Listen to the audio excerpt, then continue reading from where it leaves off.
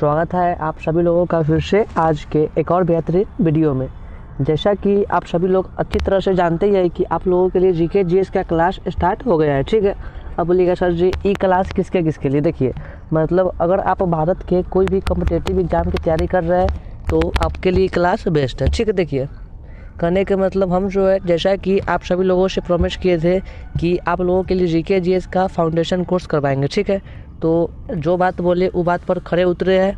आप लोगों के लिए जीके जीएस का फाउंडेशन क्लास स्टार्ट कर दिए। ठीक है, तो सबसे पहले हम जो है आपके लिए स्टार्ट कर दिए पॉलिटी। ठीक है, तो पॉलिटी में हम लोग पीछे लगभग में 20 क्लास कर लिए है। अगर आप नहीं देखे हैं तो आपसे हाथ जोड़ के निवेदन है कि आप पीछे की सभी क्लास को कर लीजिए, उसके बाद ई क्लास को देखिए। ठीक है, देखिए ई क्लास को देखने के बाद आपके एग्ज़ाम में पंचायती राज से जो भी क्वेश्चन पूछेगा ना आप उसको एग्ज़ाम में कर दीजिएगा। ठीक है, बस आप क्या करिए क्लास को पूरा करिए, आपको संपूर्ण बात समझ में आएगी। ठीक है, और यहाँ से हर एक एग्ज़ाम में क्वेश्चन पूछता है। ठीक है, देखिए तो हम लोग आज क्या पढ़ेंगे, उसका नाम क्या है टॉपिक का, तो नाम है पंचायती राज। देखिए पंचायती राज एक ऐसा टॉपिक है ना, यहाँ से मतलब क्वेश्चन एग्जाम में कन्फर्म आता है। ठीक है, तो अगर आप चाह रहे हैं कि पंचायती राज के अंदर से जो भी क्वेश्चन आए आप उसको कर ले तो आप इसको पूरा कर लीजिए। ठीक है, चलिए हम लोग करते हैं क्लास को। देखिए समझिए, सबसे पहले यहाँ पे क्या लिखा हुआ है टॉपिक का नाम, तो पंचायती राज। ठीक है, इसमें हम लोग क्या पढ़ेंगे, तो स्थानीय प्रशासन मतलब स्वशासन। कहने के मतलब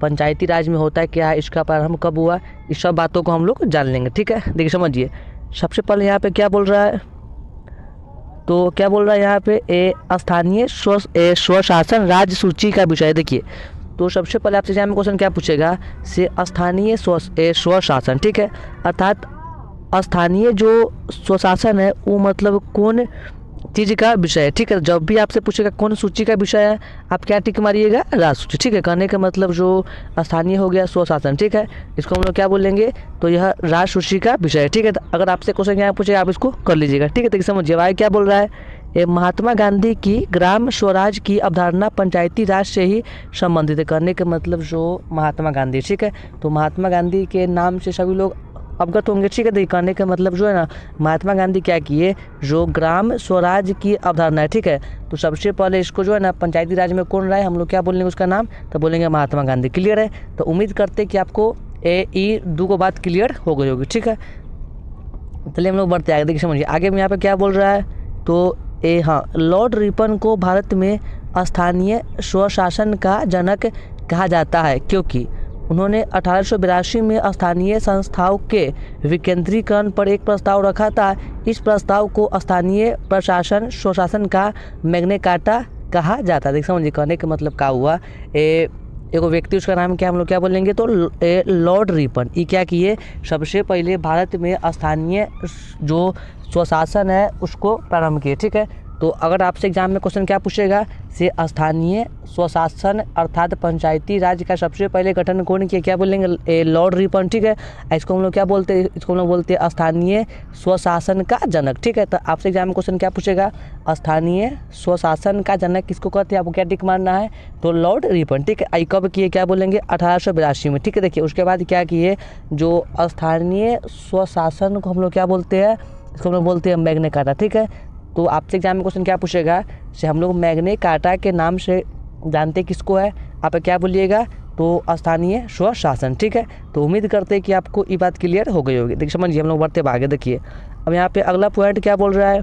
तो 1687 में भारत में पहला नगर निगम मद्रास में स्थापित हुआ। देखिए यहाँ से क्वेश्चन पूछेगा, क्या पूछेगा, से मतलब पहला जो नगर निगम है उसकी स्थापना कब हुई, उसके बाद ये सबसे पहले हुआ का। ठीक है, देखिए तो नगर निगम की स्थापना के बात करेंगे भारत में, तो सबसे पहले कब हुआ क्या बोलेंगे, तो 1687 में। ठीक है, हुआ कहाँ क्या बोलेंगे, मद्रास में। ठीक है, तो अगर आपसे दोनों में से कोई भी क्वेश्चन पूछेगा आप उसका आंसर कर लीजिएगा। ठीक है, देखिए समझिए अब आगे क्या बोल रहा है यहाँ पे अगला बात, तो क्या बोल रहा है, ये अनुच्छेद 40 अर्थात आर्टिकल 40 राज्य ग्राम पंचायतों का गठन करेगा। देखिए करने के मतलब आपसे एग्जाम में क्वेश्चन क्या पूछेगा, से आर्टिकल 40 में क्या वर्णन किया गया है। ठीक है, तो जब भी आर्टिकल 40 के बाद बोलेगा हम लोग क्या बोलेंगे, तो राज्य ग्राम पंचायतों का क्या करेगा, तो गठन करेगा। ठीक है, समझिए अगर पूछेगा क्या क्वेश्चन से ग्राम जो पंचायत है, ठीक है, इसका जो वर्णन है वो संविधान के किस आर्टिकल में है, आप क्या टिक मारिएगा, तो टिक मारिएगा आर्टिकल 40। ठीक है, देखिए समझिए अगला पॉइंट यहाँ पे क्या बोल रहा है, तो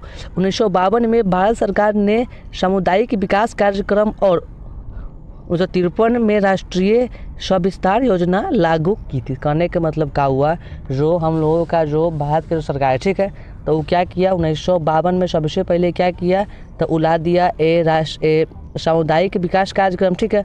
उसके बाद क्या किया, उसके 1 साल बाद मतलब 1953 में क्या किया, तो ला दिया राष्ट्रीय सविस्तार योजना, ठीक है।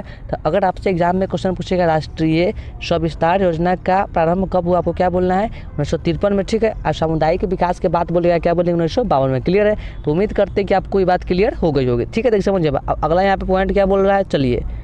इन दोनों कार्यक्रमों की जांच हेतु योजना आयोग ने बलवंत राय समिति की अध्यक्षता में 1957 में एक समिति का गठन किया। देखिए मतलब जो ये दोनों जो कार्यक्रम है, ठीक है, तो ये दोनों जो कार्यक्रम के अच्छा तरह से जांच पड़ताल करने के लिए जो बलवंत राय समिति है, ये क्या किए, तो 1957 में एक समिति का गठन किए, ठीक है। यह समिति को हम लोग क्या बोलते हैं, तो इसको ही हम लोग बोलते हैं ये पंचायती राज, ठीक है। तो पंचायती राज को गठन करने का संबंध अगर पूछेगा कौन समिति से, तो क्या टिक मार दीजिएगा बलवंत राय समिति, ठीक है। तो उम्मीद करते हैं कि आपको ये बात क्लियर हो गई होगी, ठीक है। समझ देखिए अब यहाँ पे आगे क्या बोल रहा है, चलिए क्या बोल रहा है। इस समिति ने 1959 में अपनी रिपोर्ट दी। समिति ने भारत में लोकतांत्रिक विकेंद्रीकरण लागू करने की बात की। देखिए मतलब जो बलवंत राय समिति जो क्या किए, तो 1959 में क्या किया, अपना जो रिपोर्ट दे दिया, ठीक है। रिपोर्ट देने के बाद क्या हुआ, से भारत में लोकतांत्रिक विकेंद्रीकरण लागू कब हुआ, तो हम लोग क्या बोलेंगे 1959 में, ठीक है। मतलब जैसे ये जो बलवंत राय समिति है, ठीक है, वो जांच करके अपना दे दिया आदेश, ठीक है। आदेश देने के बाद क्या हुआ, से भारत में ना लोकतांत्रिक जो विकेंद्रीकरण उसका लागू करने की बात शुरू हो गई, ठीक है। देख समझिए अब यहाँ पे क्या बोल रहा है। इस समिति के रिपोर्ट पर भारत में पहली बार राजस्थान के नागौर जिला में बगदड़ी गांव में 2 अक्टूबर 1959 को पंचायती राज व्यवस्था का उद्घाटन पंडित जवाहरलाल नेहरू ने किया। देखिए समझिए ये जो पॉइंट है ना आपके लिए एग्जाम के दृष्टिकोण से मोस्ट इंपॉर्टेंट है, ठीक है। समझिए आपसे क्वेश्चन क्या पूछेगा, से भारत में सबसे पहले पंचायती राज की शुरुआत कब हुआ, आप क्या टिक मारिएगा, 2 अक्टूबर 1959, ठीक है। कहने का मतलब एग्जाम में क्वेश्चन कन्फर्म पूछेगा, ठीक है। से पंचायती राज का शुरुआत कब हुआ, क्या बोलिएगा, 2 अक्टूबर 1959 में, ठीक है। अब पूछेगा कहाँ हुआ, तो बोलेंगे राजस्थान में। कौन जिला में, तो राजस्थान में एगो जिला है, उसका नाम क्या है, तो उसका नाम क्या बोल देंगे, नागौर जिला, ठीक है। आप पूछेगा इसका उद्घाटन सबसे पहले किया कौन, तो क्या बोलिएगा, पंडित जवाहरलाल नेहरू, ठीक है। तो उम्मीद करते हैं कि आपको अगर ई पॉइंट से जो भी क्वेश्चन पूछेगा आप उसको कर लीजिएगा, ठीक है। क्या बोल रहा है, मोहनलाल सुखररिया उस समय मुख्यमंत्री थे। देखिए तो आपसे क्वेश्चन क्या पूछेगा, जब भारत में पंचायती राज का हुआ गठन, ठीक है, तो गठन के समय भारत का मुख्यमंत्री कौन था, आप क्या बोलिएगा, मोहनलाल सुखाड़िया, ठीक है।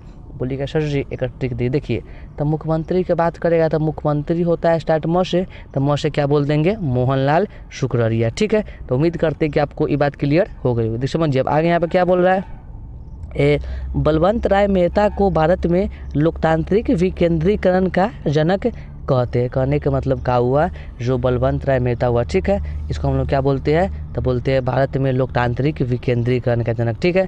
तो आपसे एग्जाम में क्वेश्चन क्या पूछेगा लोकतांत्रिक विकेंद्रीकरण का जनक कहते किसको है, आप क्या टिक मार दीजिएगा, तो टिक मार देंगे बलवंत राय मेहता समिति को, ठीक है। तो उम्मीद करते हैं कि आपको धीरे धीरे सभी बात क्लियर हो रही होगी, ठीक है। तो समझिए अब यहाँ पे क्या बोल रहा है, चलिए 11 अक्टूबर 1959 को आंध्र प्रदेश भारत का दूसरा राज्य बना, जहां संपूर्ण राज्य में पंचायती राज में संस्थाओं की स्थापना की। देखिए अब कहने का मतलब क्या हुआ, सबसे पहले तब पंचायती राज का गठन कब हुआ, तो बोलिएगा सर जी ये तो हुआ है 2 अक्टूबर 1959 को, ठीक है।